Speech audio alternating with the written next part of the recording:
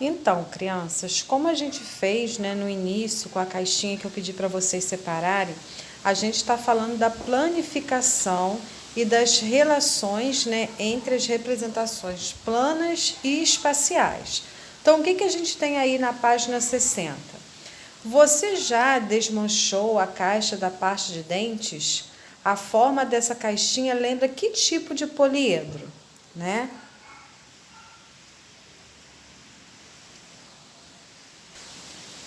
Se desmontarmos algumas caixas sem danificá-las, verificaremos como são as planificações de alguns sólidos. Veja a planificação do cubo. Tia Jerusa deixou aqui, ó, tá até marcadinho. E se vocês quiserem anotar essa dica aí, acho válido, tá? O que a gente está vendo aqui, ó? Que esse daqui é uma planificação do cubo. Então, a gente percebe que ele tem o quê? Todas as partes iguais. E o que representa, né, a planificação numa linguagem mais simples?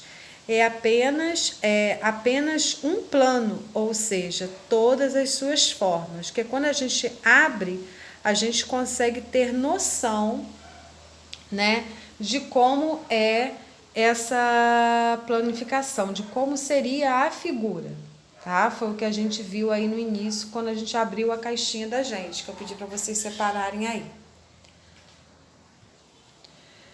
Na sequência, nós temos, na planificação do prisma acima, conhecido como cubo, podemos visualizar suas 6 faces de formatos quadrados, né? Foi o que a tia Jerusa falou, a gente consegue ver, né, todas as suas formas.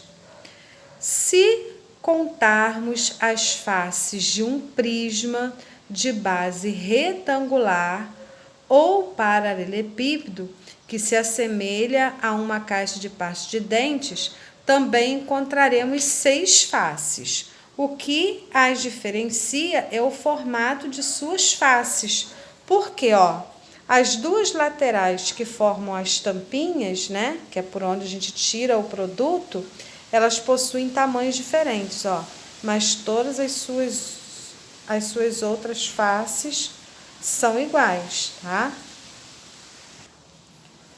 Continuando aí, a gente fala de outros poliedros, né, que são polígonos, mostrando como elas ficam planificadas, tá vendo?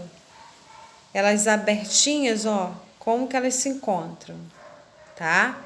Marquem aqui, pessoal, porque eu já havia gravado um vídeo, só que o vídeo não carregou, por isso que já tá tudo marcadinho aí, tá? Porque geralmente eu faço junto com vocês. Precisei gravar de novo, então já tá marcado aí, vamos marcar, tá ok? Continuando aí, nós temos um exercício resolvido. O que nós temos aí, ó? André pretende montar um sólido geométrico unindo todas as formas geométricas a seguir com uma fita adesiva. Vejamos que ele tem uma base que é quadrada, com 4 lados iguais e outras 4 partes em forma triangular. Então, o que nós temos aí, ó? Qual será o sólido que André está montando? As peças que André possui são as faces de um sólido geométrico. Como todas são figuras planas, o molde não pode ser de um corpo redondo. Portanto, provavelmente é um prisma ou uma pirâmide, que são poliedros. Dentre as faces, uma é um quadrilátero, ó, que eu expliquei.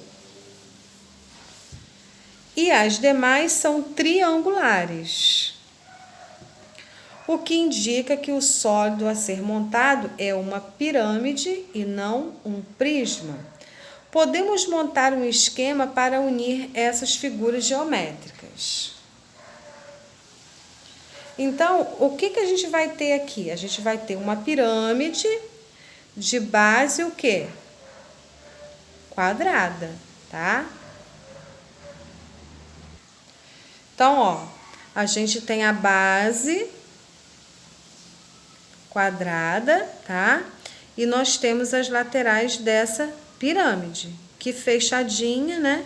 Vai ficar dessa forma. Conforme visto no esquema acima, André poderá usar o quadrilátero como base e os triângulos como faces laterais.